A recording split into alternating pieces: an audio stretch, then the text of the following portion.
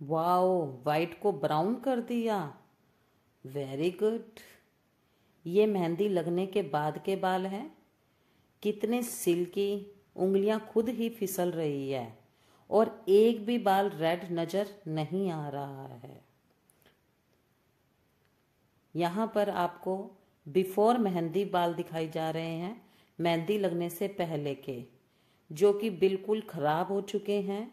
यहाँ एक एक बाल मैं आपको दिखाऊंगी कि जो कि वाइट है, और मेहंदी लगने के बाद ये बाल रेड नहीं हुए हैं, ये ब्राउन हो गए हैं, जैसे कि मैंने शुरुआत में आपको बाल दिखाए हैं।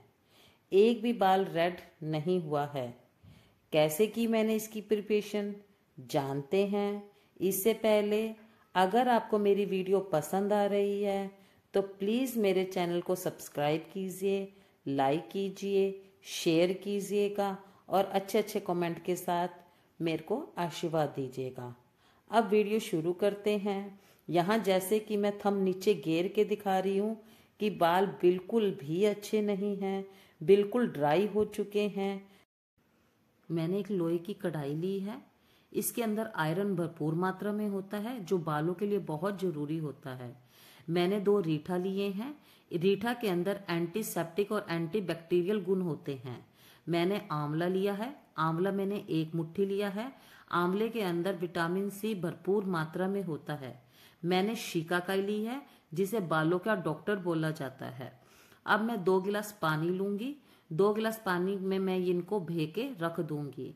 इसको वैसे तो 48 घंटे भेकर धूप में रखा जाता है, बट मैं इसको सिर्फ 24 घंटे के लिए भेकर रख दूंगी।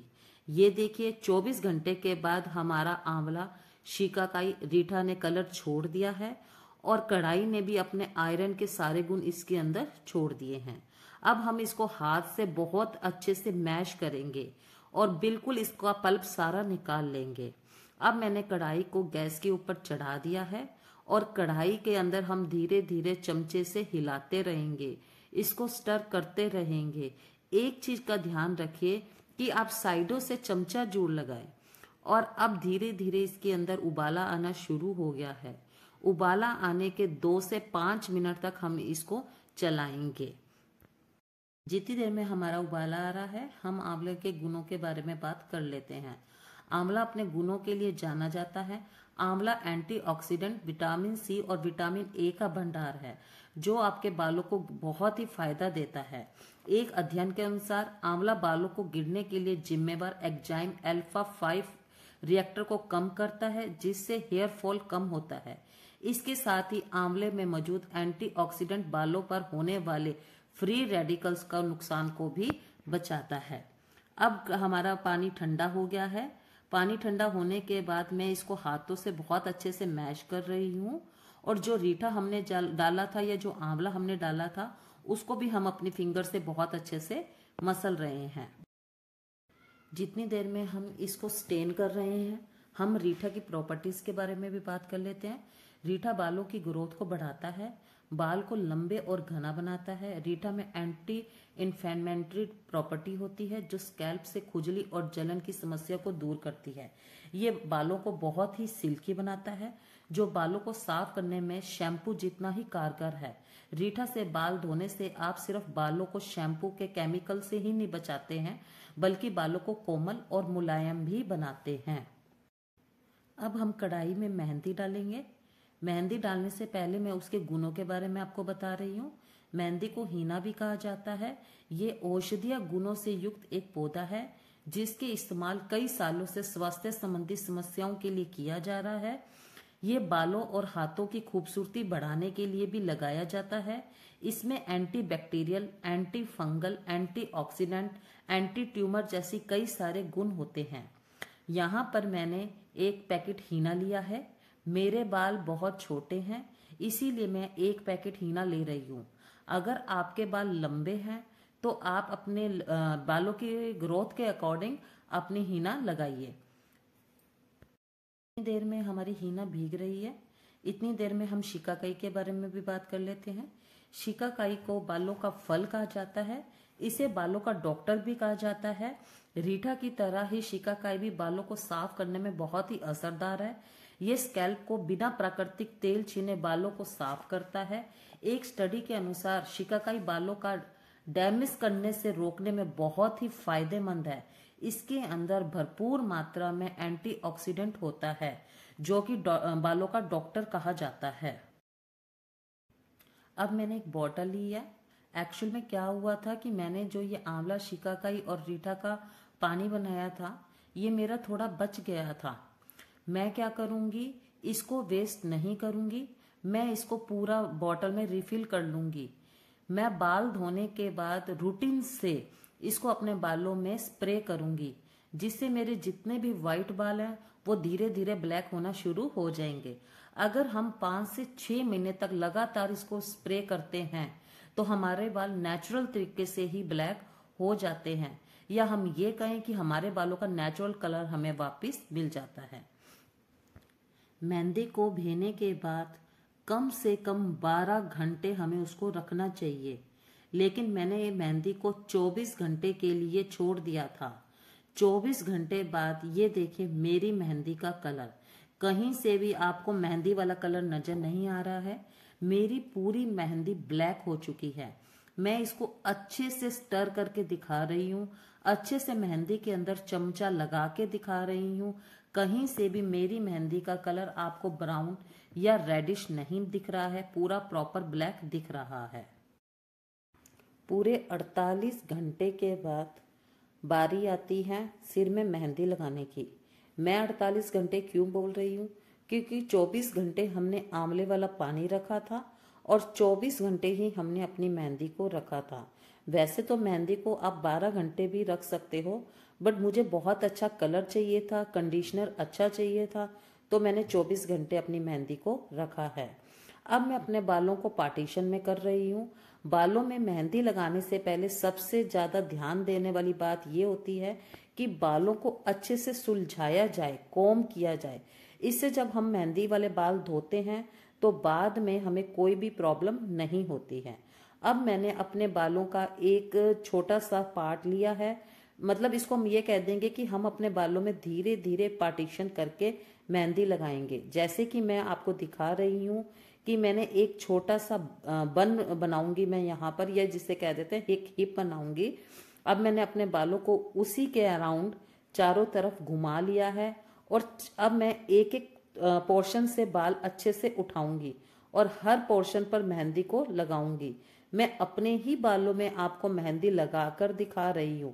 पहले मैंने अपने राइट तरफ से बाल थोड़े से उठाए थे और मैंने उसमें अच्छे से मेहंदी लगाई थी।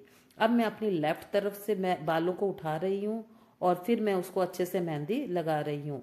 मेहंदी को आप बिल्कुल स्कैल्प से लेकर उसके टॉय तक, बिल्कुल लास्ट तक मेहंदी को लगाएं। अब मैंने अपने बैक पोर्शन से एक थोड़े से बाल उठाए हैं और उसके अंदर मैं धीरे धीरे मेहंदी को लगा रही हूँ। मेहंदी को मैंने खाली स्कैल्प पे नहीं लगाया या स्टार्टिंग ऑफ हेयर पे नहीं लगाया है, मैं बिल्कुल लास्ट तक मेहंदी लगा रही हूँ। और मेहंदी लगाते समय आप एक चीज का ध्यान रखिएगा, जो हिप या बन आप बना रहे हैं उसके ऊपर भी आप थोड़ी थोड़ी मेहंदी लगाइए। जिससे क्या होगा कि अगर हमारे बाल में कहीं मेहंदी लगने से बच भी जाती है तो वो हम वहां पर कवर कर सकते हैं। ऐसे करते करते मैं सारे बालों में पार्टीशन में मेहंदी लगा लूंगी। मेहंदी लगने के बाद हमें कम से कम 5 से 6 घंटे मेहंदी को अपने बालों में रखना चाहिए। इसका प्रोसीजर ये होता है कि अगर आप सिर्फ कंडीशनर के लिए मेहंदी लगा रहे हैं तो आप 2 से 3 घंटे रख सकते हैं, बट अगर आप कलर के लिए लगा रहे हैं तो 4 से 5 घंटे आप मेहंदी को अपने बालों में रखिए। और मेहंदी को लगने के बाद आप शावर कैप पहन सकते हैं या कोई पॉलिथीन भी लगा सकते हैं। इससे मेहंदी सूखती नहीं है, और अगर मेहंदी सूख जाती है तो धोते समय उसको उतारना बहुत मुश्किल हो जाता है। तो आप शावर कैप पहनिए, बट मैंने कोई भी शावर कैप नहीं पहनी थी। अब बात करते हैं मेहंदी के बारे में। लोग मेहंदी लगाने से डरते हैं। लोगों का मानना है कि मेहंदी लगाने से बाल लाल हो जाते हैं, लेकिन जैसे मैंने स्टार्टिंग में दिखाया था कि मेरे बाल बिल्कुल भी लाल नहीं हुए थे। मैंने इसमें कोई भी चाय पत्ती का पानी, कोई कॉफ़ी कुछ नहीं डाला था। मैंने मेहंदी को सिर्फ आंवला, शिकाकाई और रीठा और सिर्फ मेहंदी लेकर ही भेजा था। अगर आपको अपने बालों में और भी अच्छा कलर चाहिए तो आप इसमें चाय पत्ती का पानी डाल सकते हैं। आप इसके अंदर कॉफ़ी भी डाल सकते हैं। वो सारे प्रोसीजर मैं आपको आगे भी बताऊंगी, लेकिन अभी मैंने इसके अंदर कुछ नहीं डाला। एक्चुअल में नेचुरल कलर से जो मेहंदी भेजी जाती है वो आंवला, शिकाकाई और रीठा, इन तीनों चीज़ों के साथ मिलाकर ही मेहंदी को भेजना चाहिए, जिससे हमारे बाल कभी भी खराब नहीं होते हैं। हमारे बालों को आंवला, रीठा और शिकाकाई इनका पोषण देना बहुत ज़्यादा जरूरी होता है। अगर आप कोई ऐसे जन हैं जिनके बालों में कोई समस्या है, खुजली रहती है या समय से पहले बाल वाइट हो गए हैं, ग्रे हेयर आ गए हैं, तो आप आंवला, रीठा और शिकाकाई का एक पानी बनाकर रख लीजिए, जैसा कि हमने स्टार्टिंग में बनाया था, जो मैंने एक डिस्पेंसर में भरा है। आप उसको बना के रख लीजिएगा और रोज आप अपने बालों में उससे स्प्रे कीजिएगा।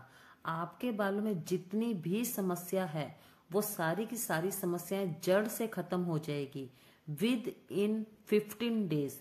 देखो, ये नेचुरल रेमेडी है। जो नेचुरल रेमेडी होती है वो अपने काम करने में थोड़ा सा टाइम लेती है। इसी वैसे आंवला हमारी बॉडी के लिए बहुत ज़्यादा ज़रूरी है। आंवले के अंदर विटामिन सी होता है।